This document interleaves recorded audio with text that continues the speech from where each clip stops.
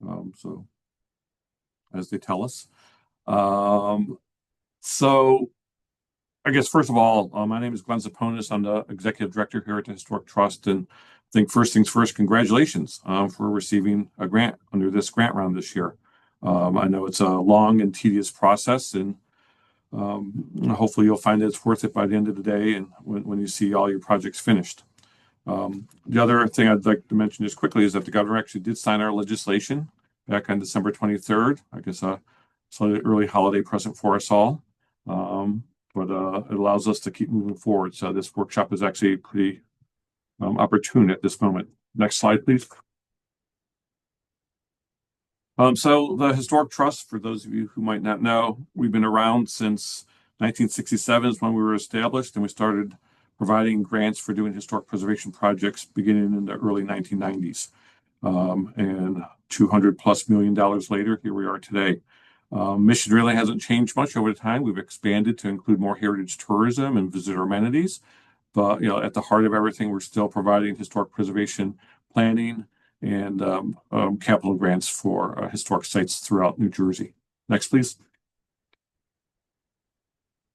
So again, our board is comprised of 12 citizen members who are appointed by the governor.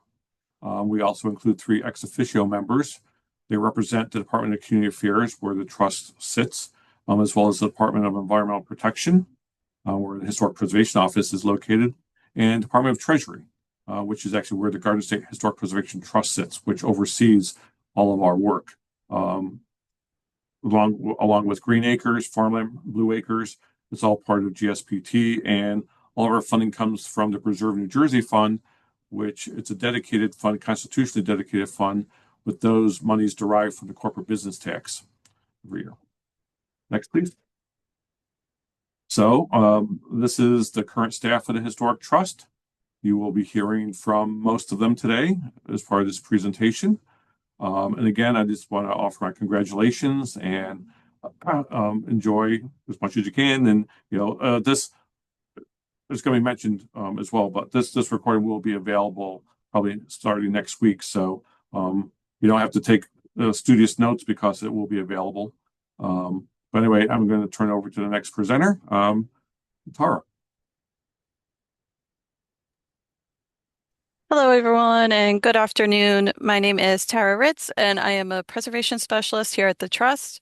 To start us off, I'll be giving us an overview of what we're going to discuss today. So again, just to reiterate, this is a webinar, which means that we as the staff cannot see you or hear you as attendees. To communicate with us, you have access to the Q&A function that's at the bottom of your screens. Any questions you have can be typed in that designated section. We'll address any of these questions that are entered at the end of each section, as well as the end of the webinar itself. We'll be able to answer your questions either verbally or directly into the Q&A. Also, just to note, as Glenn said, this presentation will be recorded and available on our website probably sometime next week. So that you can follow along with us, here's the agenda for today. First, I'm going to briefly go over the grant agreement process, the grantee info packet, and grant manual materials. Then the rest of the trust staff will discuss how we execute the grant agreement, how we define the scope of work, archaeological requirements if they're applicable to your project, how to administer an active grant, how to close out your grant, and project publicity. And as previously mentioned, there will also be time at the end of the presentation when we can address any of the remaining questions you might have. Okay, so the grant agreement process. The first step of the grantee process is to attend this workshop. So congratulations, everyone. You've successfully accomplished the first step. We're very happy to have all of you here today with us. Your next step as grantees is to submit any supporting documentation in relation to your project and your grantee info packet. After the trust receives that information, we'll assemble those materials and send you 2 original copies of the finalized grant agreement for signature. Once you sign that and follow the procedures laid out in the manual, you'll need to mail that back to us. We then send that upstairs to the fiscal office here at DCA, and the grant agreement will be opened and executed. Once the agreement is executed and all reporting documents are submitted, signage is in place, and the easement is in place if one is required for you, the agreement is open and active, and you'll be able to submit for reimbursements. So grant materials and manual. There are two primary materials for you as grantees. The first is the grantee info packet, which you should have already received in an email from the trust earlier this month. This is a really crucial document in executing the grant agreement. We cannot move forward until this is completely filled out and submitted to us. So please print out the info packet, fill out, compile all the certifications and resolutions, and mail a physical copy to the trust by March 27th. We'll go into further detail about this info packet shortly. Additionally, we have the grant manual, which is a step-by-step guide outlining the grant agreement process and reiterating what we explained in this workshop today. Again, this is a great resource that will be helpful to you as you go through the grant process, so please take advantage of that. So resources webpage. The grant manual is available along with other great resources on our webpage, www.njht.org. On our homepage, you'll see a big resources tag at the top of the page. You can see an example of this on your screens now. And if you drop that tag down, there's a specific For Grantees section. If you click on that, there will be different breakdowns depending on your grant type and subcategories with PDF documents of a number of different resources that can be helpful throughout the grant process. Now I'm going to pass it off to Carrie, who will be discussing executing the grant agreement. Hi, everyone. My name is Carrie Hogan, and I'm the Trust Fiscal Officer. Today, I will be covering the checklist of documents in your grantee info packet. These documents are required to draft and execute the actual grant agreement.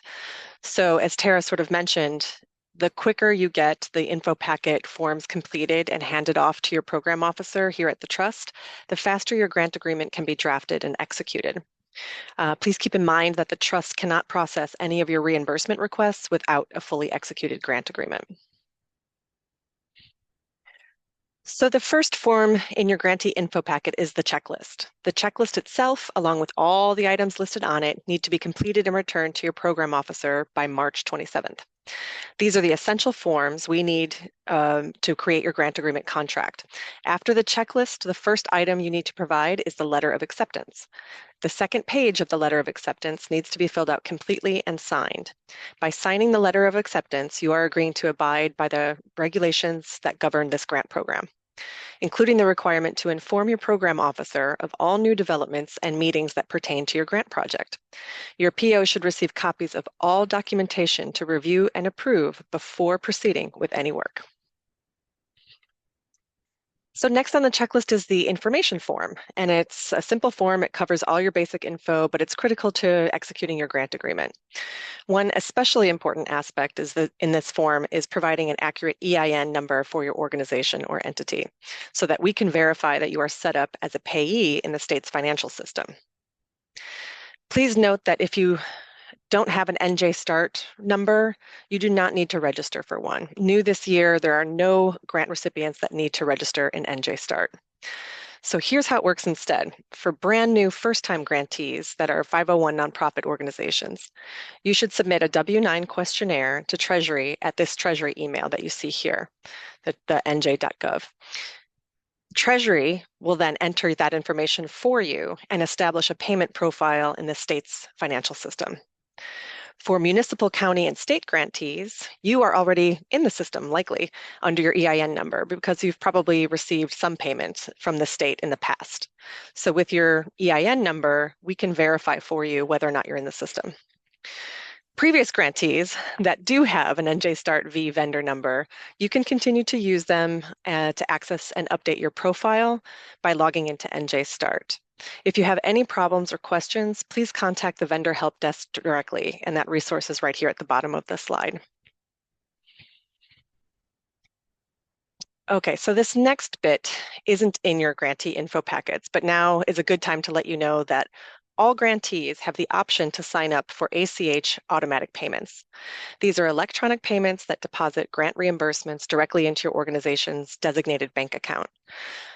So instead of waiting for a paper check to be processed by Treasury and then delivered to you via surface mail, with ACH, the funds can be transferred directly and automatically. To set up ACH, you'll need to fill out the non-procurement ACH form, and you can see that there's a link here. All forms at Treasury are found at the following link, OMB forms. If you have questions or need assistance, you should contact OMB Vendor Control, which is also that Treasury email down here at the bottom, and they will help you immediately. They have a whole team ready and for answering your questions. So ACH is easy to set up. It will expedite your grant payments for sure. One note to keep in mind is that if you change banks, you need to update your ACH information. So be mindful to do that if you end up changing banks. Next on your checklist is the proof of insurance. So all grantees must maintain insurance coverage for the entire term of your grant agreement. Grantees must provide a certificate of insurance, also known as a COI Accord Cert, like the one seen here. This is a standard document that insurance companies are really familiar with, and so they can easily provide it to you. So I would get in touch now with your insurance company and let them know that you need one. Please note that the New Jersey Historic Trust must be named as additionally insured in that lower left box of the Accord document. Please also include your project number on the certificate. This way we can match up any subsequent Accord certifications that you give us with your current project file. Grantees must submit a COI Accord to the trust before the grant agreement can be properly executed. Missing or incomplete information will delay the process. Next on your checklist is the governing body, attachment E, board resolution. Your governing body needs to pass an official resolution certifying, one, that the amount of your grant award, and two, the name and title of the individual authorized to sign the grant agreement on your organization's behalf. The person named in your resolution must be the same individual who ultimately signs your grant agreement. The resolution must have original signatures of the person approving the resolution, as well as an original signature from the person attesting to the approval. So approved by and attested by cannot be the same person. All resolutions should be certified with a government, corporate, or notary seal or stamp. If your board secretary doesn't have an official stamp, you must take your resolution to a notary for certification. And in fact, most grantees use a notary, so there's no question as to whether the approved signature is properly certified. So we recommend that. Resolutions that are not properly certified will not be accepted, which can significantly delay the completion of your grant agreement. So it's a good idea for you to go ahead and get your resolution on your next governing board meeting agenda, since you have to submit it by March 27th. The next attachment is attachment G, the Statement of Adequacy and Accounting System. Your CFO or treasurer must review the requirements of the grant agreement, including state-required audits and reporting, and then sign this form. By signing this form, your financial officer is agreeing to be responsible for establishing and maintaining the financial statements for your grant. Your CFO or treasurer is also the person that certifies reimbursement requests and signs all payment vouchers. Please note that your CFO treasurer that signs attachment G cannot be the same person who is authorized by your resolution to execute the grant agreement. Having two different people on these documents provides the necessary checks and balances of healthy accounting.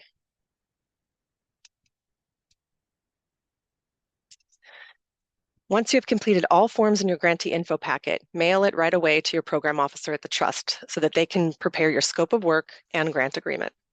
Remember that the trust needs original signatures of the signed documents. Do not send photocopies of the info packet forms. Once the PO has everything that they need, 2 original copies of the grant agreement will be sent to you for signature and for you to return. Upon return of both signed copies, Glenn Saponis, our executive director, as well as the official in the Department of Community Affairs Fiscal Services, they'll countersign and your grant account will officially be open. Finally, 1 fully executed grant agreement will be mailed to you, and 1 remains here at the trust. Please make sure that you keep your copy of the grant agreement somewhere safe and easily accessible. This is a contract, it's a living document, and should be used by the project contact and team as a guide for compliance, reporting, submitting reimbursement requests, and following mandatory guidelines. So that's the end of my segment on executing the grant agreement. Are there any questions?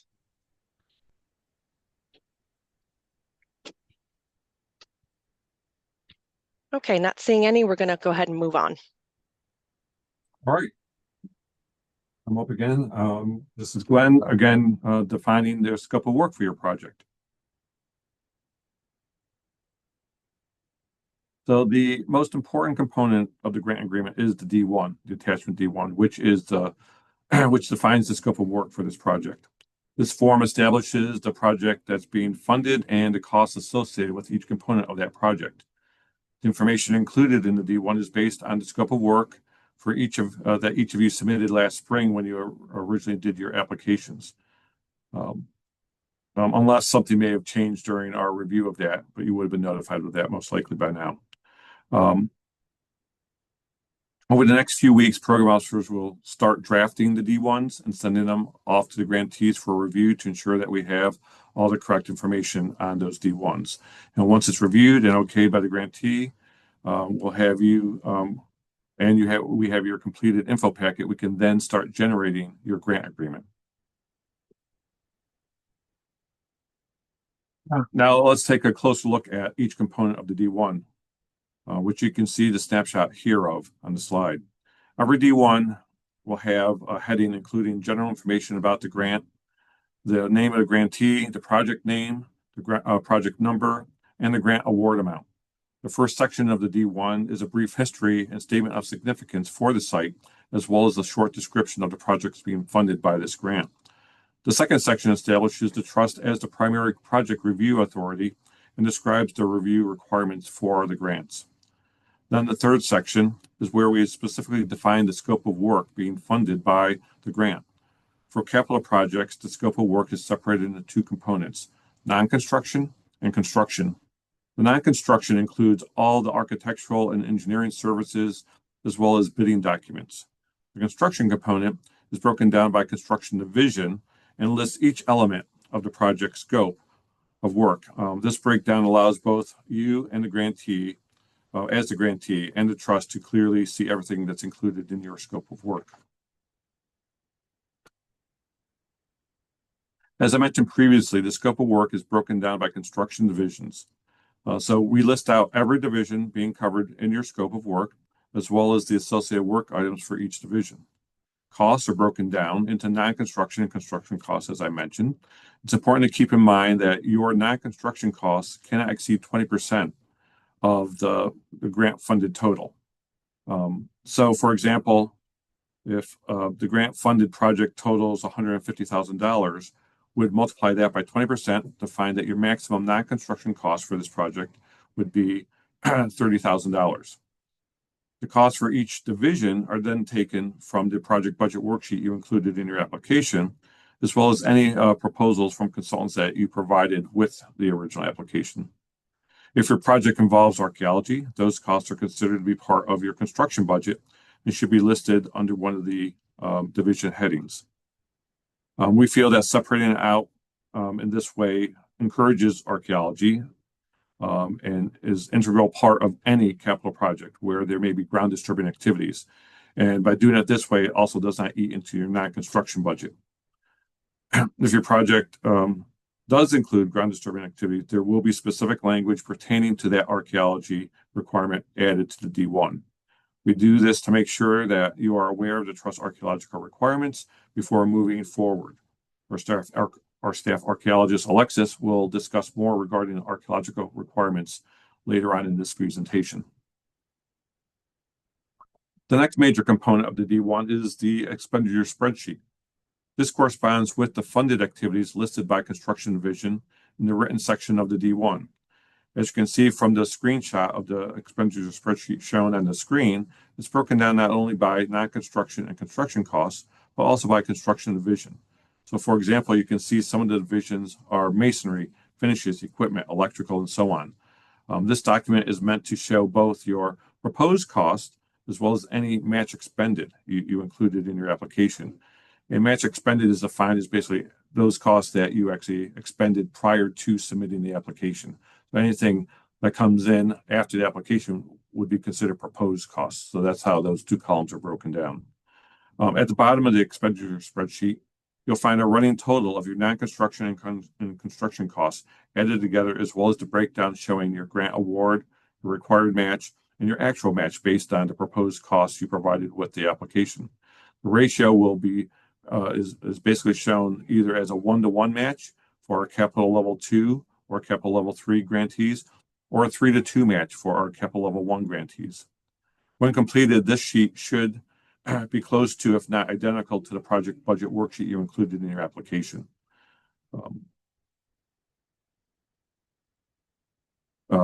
Certain divisions may have been adjusted slightly to account for our project signs. For example, we include $200 in for the permanent plaque if your grant is over $50,000 and $500 in for the project sign. So if you see something a little bit off in two of those categories, it's because of that. For those, again, these are usually added in either the general requirements section, and additionally, non-construction costs may be adjusted to meet that 20% maximum requirement that I spoke about.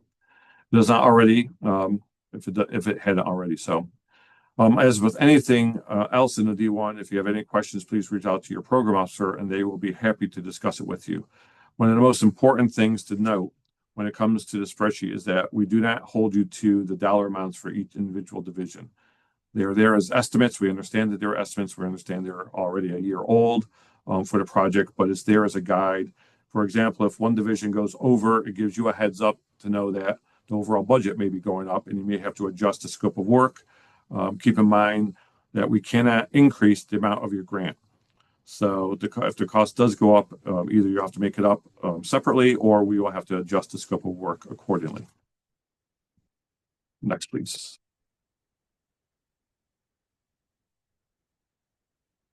So the next part of the D1 is the project schedule. These are important dates associated with your project, including commencement date of your grant and expiration date of your grant. I recommend keeping these on hand or posted somewhere so you could see them and you're aware of your deadlines as you plan your grant funded project accordingly. I'm going to go over each specific date for our 2025 grant shortly, but for now, I'll go over just a general timeline. So grant agreement itself must be executed within 18 months of the agreement commencement date. All work must begin within 24 months of that date, and all work must be completed within 4 years of the commencement date. And finally, the grant agreement itself will expire 5 years from the commencement date. As you can see from the screen, this is the project schedule for our 2025 capital grants. The schedule is based on the day the governor signs the appropriation bill for these grants, which in this case happened to be December 23rd, 2025. So this date is now known as the agreement commencement date. For most of you, the date the bill is signed will also be considered your work period commencement date. For those that had started work prior to that date, we ask that you please provide your program officer with the date you actually began work so that it can be reflected in this agreement, in this document. From there, we have 18 months to execute the grant agreement. This is known as the agreement execution date, which is June 23rd, 2027. We do recommend that you execute your agreement sooner rather than later. We want everything executed as fast as possible. We don't want things to linger. You must begin work within 24-month period following the work period commencement date. This is your project commencement deadline for the grant, and the funded projects must be completed within 4 years of the agreement commencement date. So by December 23rd of 2029. The agreement itself will expire 5 years from the agreement commencement date on December 23rd of 2030. This allows you extra year after the work is completed to close out the grant and get your final paperwork into us. Extensions on these grants should not be assumed and are only granted in extenuating circumstances. They must be requested and then approved by our Grants and Loans Committee. So we encourage working closely with your consultant to ensure that you follow these deadlines and dates as closely as possible, because it's not guaranteed to get an extension if your agreement expires. These dates will appear on your D1 scope of work, so don't worry if you aren't able to jot them down right now. They'll be there in your D1. In addition to defining the scope of work, we also use the D1 to identify your project team. All consultants working on a grant-funded project must be approved by the trust staff and must meet professional qualification standards. If you included resumes and project proposals from consultants in your original application, they are considered approved unless you have been informed otherwise. If you did not include consultants in your original application, you must submit resumes and project proposals to your program officer to have them approved by the trust before work can begin. If you are unsure if your project team is appropriate or if they have been approved by the trust, please just reach out to your program officer.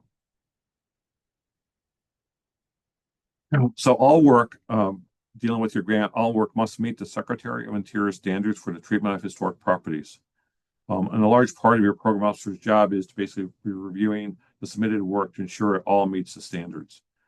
Additionally, archaeological or consideration of archaeology is required for any project that involves ground disturbances. All projects will be reviewed for archaeological consideration before the D1 is finalized and the grant agreement can be executed. Finally, publicly owned resources may require project authorization from the Historic Preservation Office. Typically, if you've already been working with them, is that this would be required. Otherwise, it'll be listed in your D1 that we are the main reviewer of your grant. But if you are currently working with the HPO, please let us know that too. Next, please.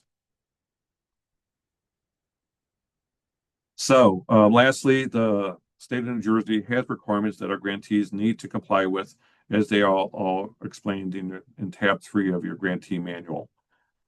It's important that your CFO reviews this tab 3 of your grant manual in depth to familiarize themselves with the requirements. One of those requirements is the audit requirements that Carrie had mentioned earlier. If your organization receives more than $350,000 in either state and or federal grants combined in any given fiscal year, your fiscal year, you will be required to submit an audit. Even if your New Jersey Historic Trust grant is less than $350,000, your organization may still be required to submit an audit because they're getting additional grants from either other state agencies or agencies of the federal government. You will be required to submit an audit, and again, depending on the amount received in your fiscal year, it'll determine what type of audit is required, and that's all outlined within, again, tab 3 of your grant manual, as well as within the grant agreement itself.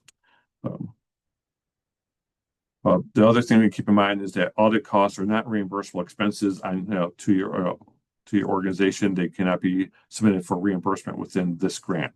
So you need to budget that outside your grant budget. And unfortunately, they're not the cheapest things in the world. So you should look into that now. Have your CFO look into that, knowing what kind of payments you'll be receiving during your fiscal year. Another state requirement is affirmative action requirement. Our grantees, their consultants, and contractors are all required to comply with the state of New Jersey's affirmative action laws. It's especially important that you have a non-discrimination language and policy in any proposals or contracts related to your grant funded activities that your consultants and or contractors will be signing. Your contractors and consultants are going to be required to show proof of compliance to the state contract compliance unit through the Department of Treasury. There are a few ways they can demonstrate this compliance, and more information regarding that can be found in the grant manual. If you have any specific questions about the affirmative action compliance, they can be directed to the state contracts compliance unit. The last requirement is prevailing wage. This only applies to county and municipally owned properties or to nonprofits whose sites are owned by county, municipal, or state governments. It does not apply if a nonprofit owns and has the grant directly, only to ones that have government affiliation. That concludes my section dealing with defining the scopes of work. If there are any questions, we could take them now. If not, I will pass it on to Alexis to talk about archaeology. I don't see any questions, so I think we're going to keep on rolling. Hi, everybody. I'm Alexis Alamy, and I'm the Trust Staff Archaeologist. I'm going to briefly review the archaeological requirements of trust-funded projects. So archaeological consideration is required in advance of any project that will cause ground disturbance. I won't read everything listed here, but you'll see some examples on the screen of the types of activities that have required archaeological consideration in the past. And you can see these include things like construction of below-ground utilities, construction or expansion of parking lots, sidewalks, and landscaping, and things like drainage improvements. Archaeological consideration typically starts with an evaluation of the nature of the proposed ground disturbing activity and its potential to affect a known or potential resource, which will vary on a site and project-specific basis. Many of you in this grant round have already taken archaeology into consideration, are aware of the requirements, and even have proposals submitted and work plans in place, which is great news. If you haven't yet considered the potential archaeological component of your project, or if you have any project-specific questions, you can always reach out to your program officer and myself. But you'll notice that the archaeological requirements will also be included in your D1 scope of work, as Glenn mentioned earlier. All that said, if archaeology is required and you haven't done so already, your next step should be to select a qualified professional archaeologist and involve them in your project early on. After meeting with them to discuss the project, you should solicit a proposal from them which describes the planned archaeological approach.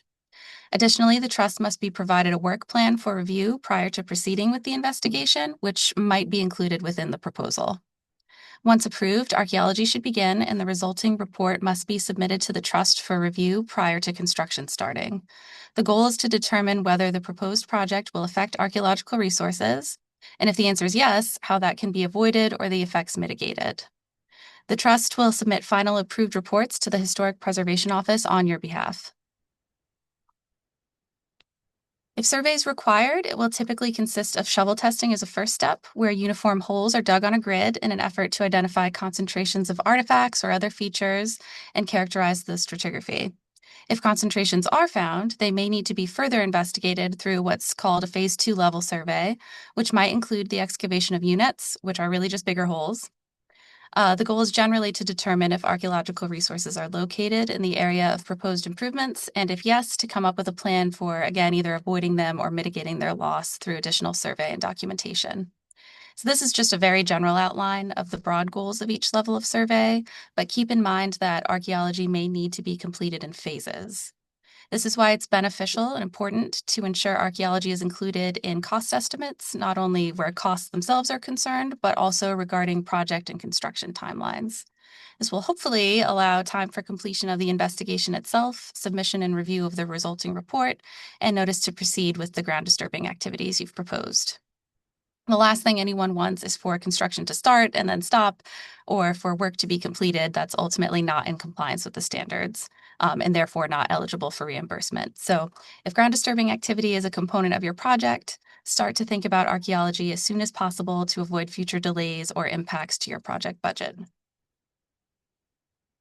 And there are fact sheets available on the Trust website, which answer frequently asked questions, outline some of the survey and reporting requirements, and also guidelines related to the preparation of archaeological monitoring protocols. I'm pointing these out just for convenience, but we're always happy to meet with you to discuss your projects in more detail. Are there any questions?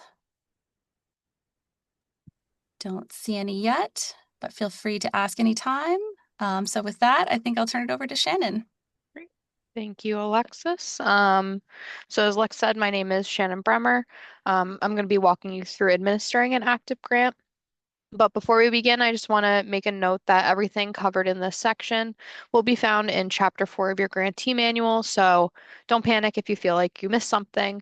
It should all be in there for you to find as well.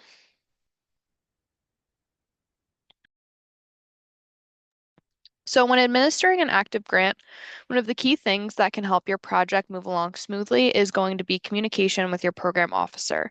Whether it's in those early stages, before a project even begins, during that design process, or during construction, I cannot stress enough how much good communication, or lack thereof, can impact your project. Some things that you'll want that you will need to send along to the trust leading up to construction include the following. So you're going to need to send one hard copy and one digital copy of any planning documents that are funded by this grant, and that's when it's applicable. So, if you are having a preservation plan, say, as a part of your non-construction costs, you would need to submit one hard copy and one digital copy to your program officer. Any construction documents, any construction drawings, specifications, both throughout the drafting process as well as final versions should be sent.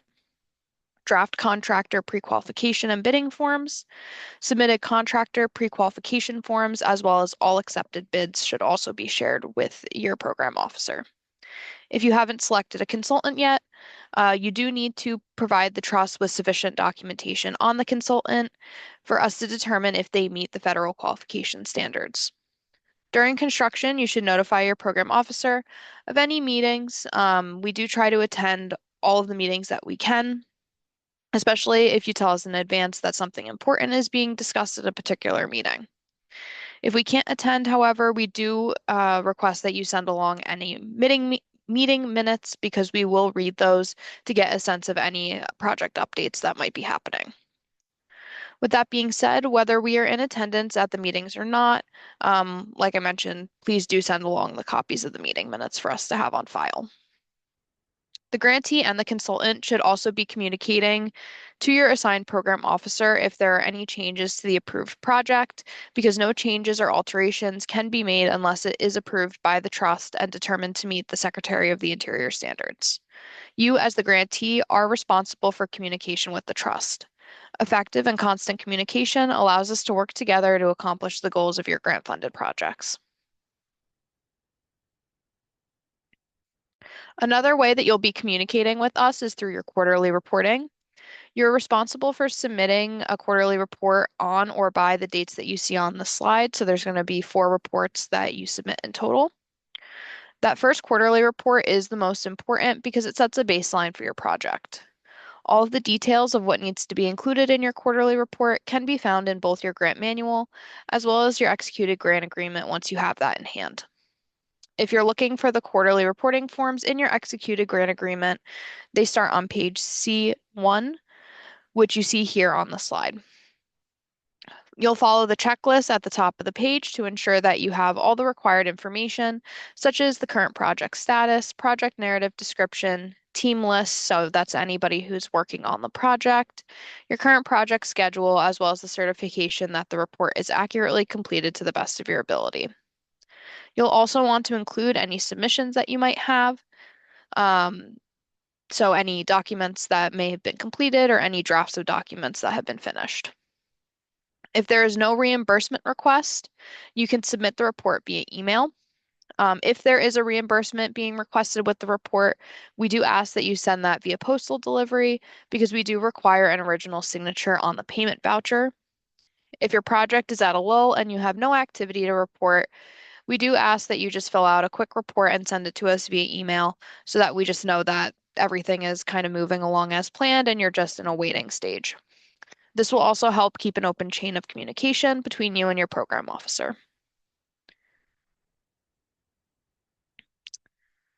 So you can begin requesting reimbursements once you have a fully executed grant agreement in hand.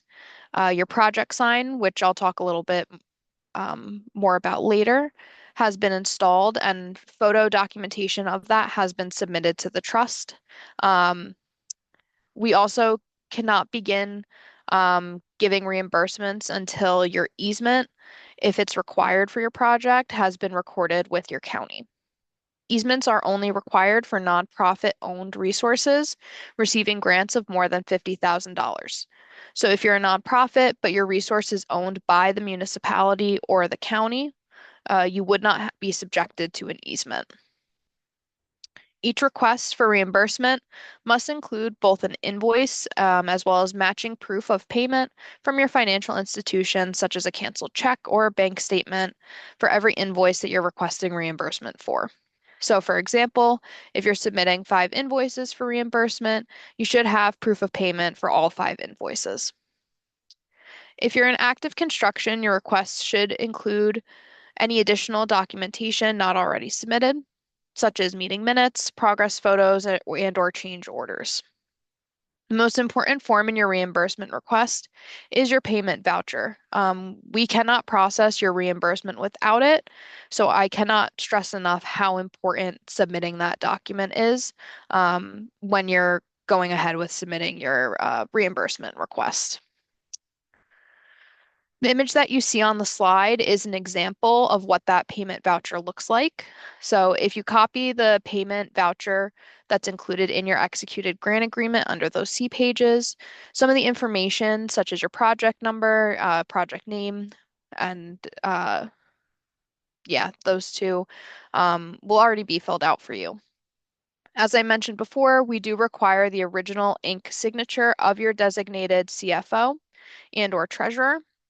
Payment is dispersed after fiscal review. This can take anywhere from 3 to 6 weeks after receipt of a fully completed reimbursement package. Um, Again, as I mentioned before, this can also be delayed if you do not submit, the correct payment voucher, if it's not signed properly. That'll delay you in receiving your reimbursement.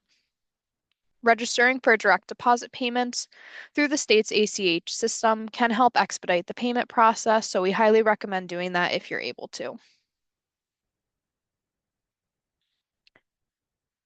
So something that's important to note is that the amount of funds you receive in your reimbursement request is not going to be equal to the total cost of the invoices that you submitted. This is because we hold a retainage on every single reimbursement. Since our grants require a match, we use a multiplier to signify the portion of the project that is your grant award. The multipliers we use are 0.57 for the capital level 1 grants and 0.475 for our capital levels 2 and 3. What you'll notice is that these multipliers are a little less than about 60% award for Cap 1 and 50% award for the Caps 2 and 3. That reflects the retainage we hold on every reimbursement. So for example, if you have a capital level 2 grant and you spent $30,000 in this period, you would only receive a reimbursement of $14,250, a little less than half the cost for your period. You will collect the retainage upon closeout of your project, which one of my colleagues will talk about in more detail a little bit later. As you progress through your project, there will be a varied amount of work product that's necessary for us to review. It could be anything from a preservation plan or archaeological report to construction drawings. Regardless of what it is, we do ask that you submit both drafts and final versions to us for review so that we can ensure that everything meets the standards and that any comments we may have provided on draft work were addressed. In addition to the review of work products, we do also require that you submit all pre-qualification and bid packages for review so we can ensure that everything follows our requirements as well as any state requirements. So earlier I mentioned that there is required signage for your project. We have two different types of signage that are required for your projects. The first, which I mentioned earlier, is your project sign. This is a temporary sign that is displayed during the construction period of the project. That is the top image that you see on the slide. If you're receiving another grant that has construction sign requirements, please let us know. Your program officer will work with you to help you find a balance between the different requirements so that you don't have to make multiple signs and put them all over your property. We do also require a permanent sign upon completion of the project. This is only required for projects that received grants of more than $50,000. This can be in the form of a bronze marker or a plaque, but we also have had grantees incorporate the information we require for the sign into interpretive signage for their site. If none of those options sound right for your resource, please reach out to your program officer and they can help you find a solution that meets all our acknowledgement requirements. The wording you see on the screen is a part of those requirements and that required information needed for your permanent sign. This is kept general and non-inclusive of years of funding so that if you are awarded another capital grant in the future, you will not have to have a new sign made. All dimensions, details, and requirements for both the project sign and permanent sign can be found in your grantee manual and on our website. As I mentioned earlier, any resources owned by a nonprofit with a grant award greater than $50,000 will be required to have a term easement. Our term easements are a legal agreement that provides protection to the historic resource and our investment for a specific length of time. The length of your easement will depend upon your grant award. So as you can see on the screen, the grant awards of $50,001 to $100,000 will have a 15-year easement. Awards of $100,001 to $450,000 will have 20-year easement, and awards of more than that $450,000 will have a 30-year easement. The easement will go into effect upon the closeout of your grant. If you already have an easement with us, your easement term will be amended to reflect the dates of your newest grant agreement expiration. Any new features that were not previously protected, excuse me, will also be added to the easement. Before construction can begin on your project, we require the pre-qualification of contractors for all projects. This process ensures that any contractor bidding on your project is qualified to complete the work required of them. If you're a government entity, your pre-qualification and bidding process must be coordinated with DCA's Division of Local Government Services.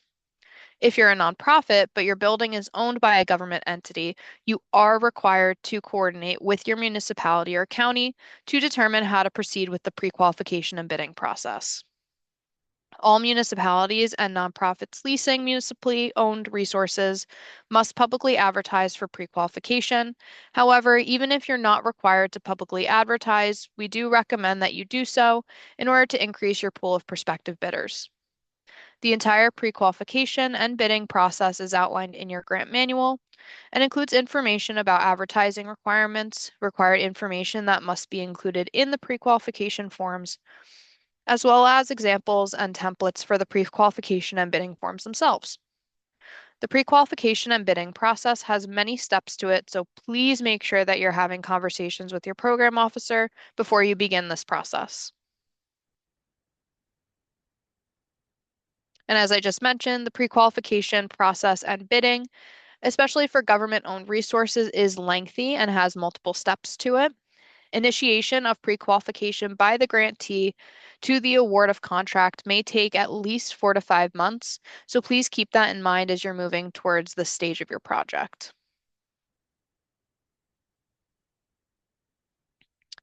Sometimes there are situations that arise that may require you to amend your grant agreement.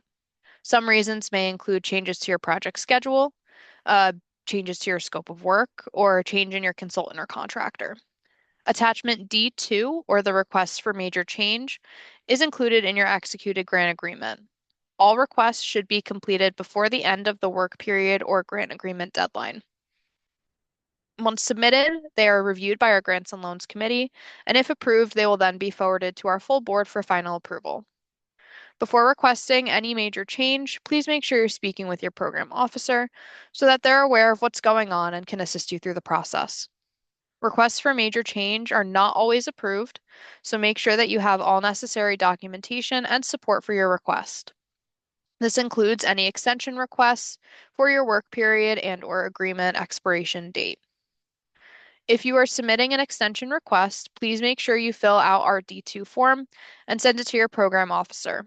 There are times when delays are caused by circumstances way beyond your control, and to the fullest extent possible, however, you should make sure your project stays on schedule. Getting an extension for your grant agreement is not always guaranteed. The Trust Grant and Loans Committee will not automatically grant an extension, and it will have to be fully justified. The general terms and conditions of your grant agreement are non-negotiable.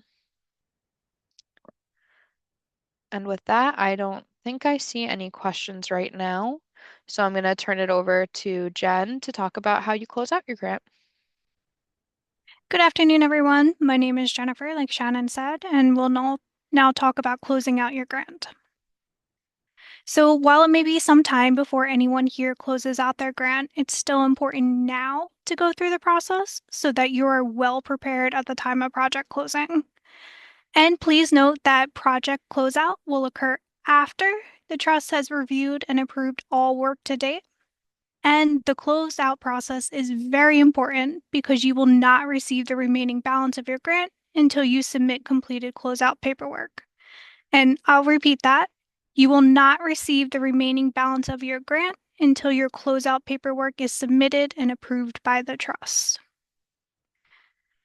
Now, in order to close out your capital grant, you will need to complete the C2 form included with your grant agreement. The C2 form features 2 parts. One part is the retainage reimbursement form.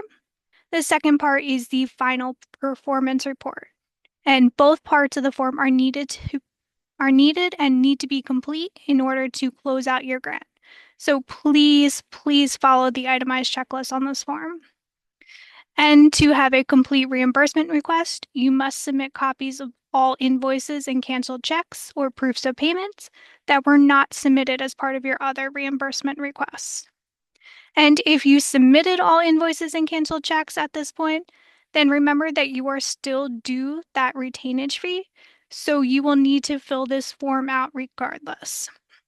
And we also need the payment voucher that Shannon mentioned before that is included with their grant agreement. And this form must have that original signature from your CFO or treasurer. As for the final performance report, here is a list of items it must include to properly close out your capital grant. And the first is the narrative that explains how the project went. We also request before and after photos of the project. A photo of the permanent plaque is required if your grant is in excess of $50,000.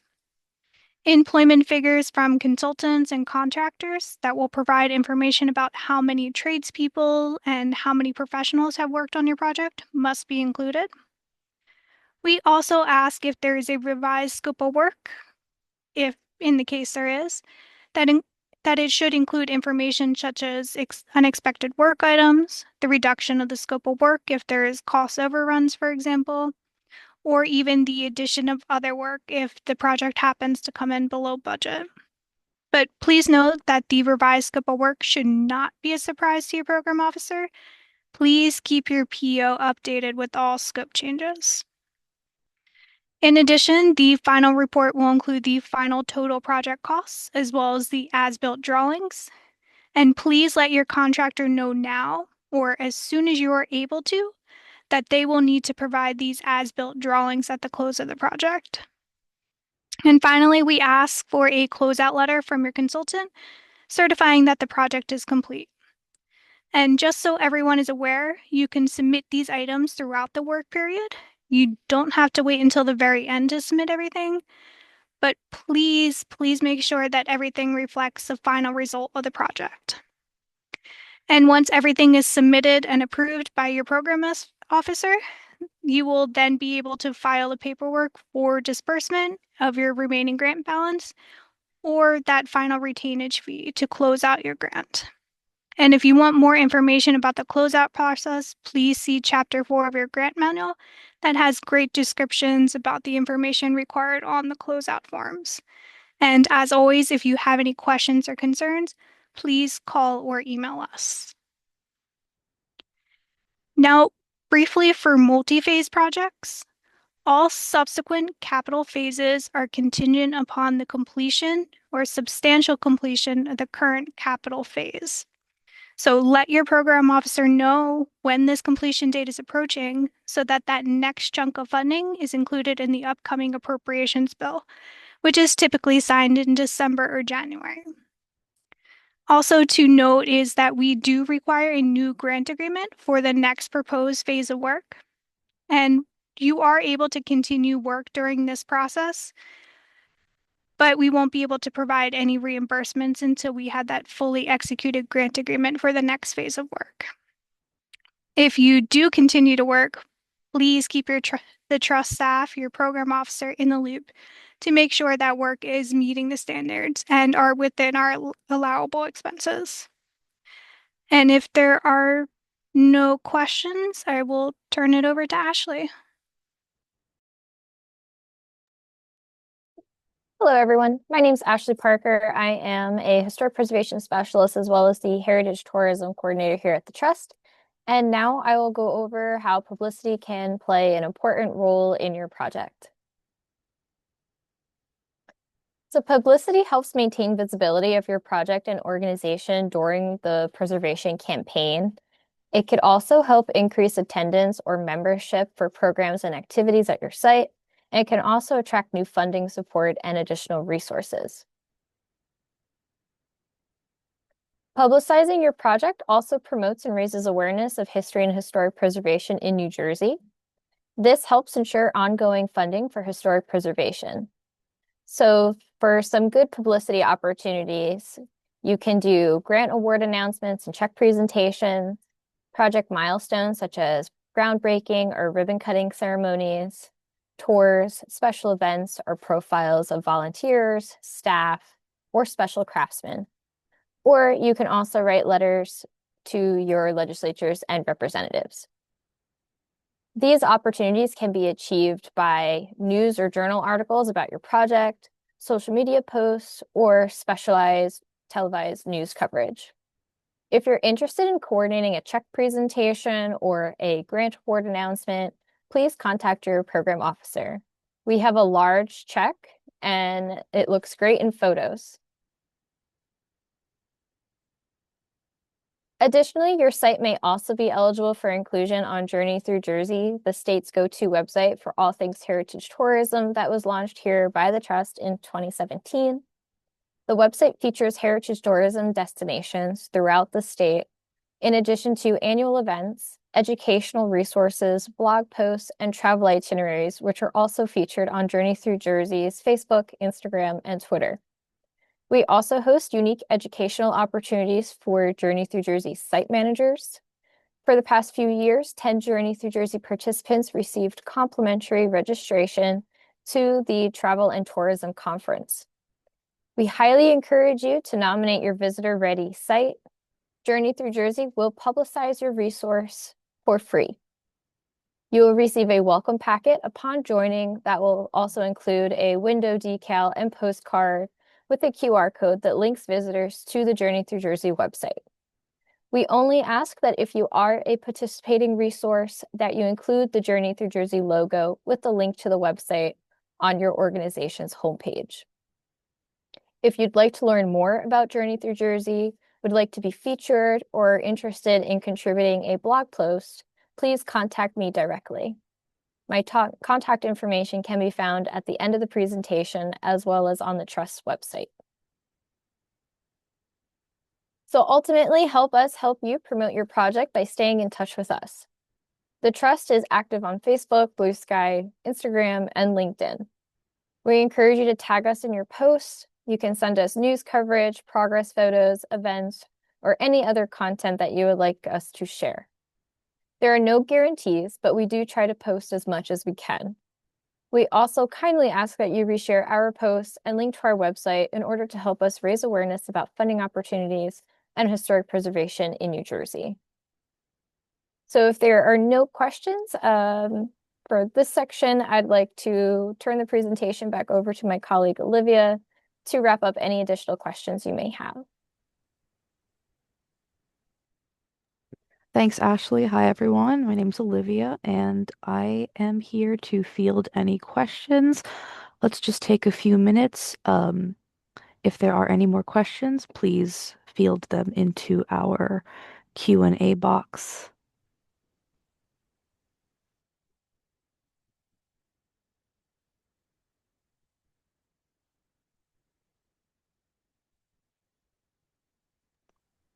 All right, it seems like we don't have any more questions. Please take a moment just to note down your program officer's email and contact information from this slide. This should also be in the info packet email that you received. And if you have any specific questions to your project, you can send those over to your program officers. And everyone's listed on our website as well.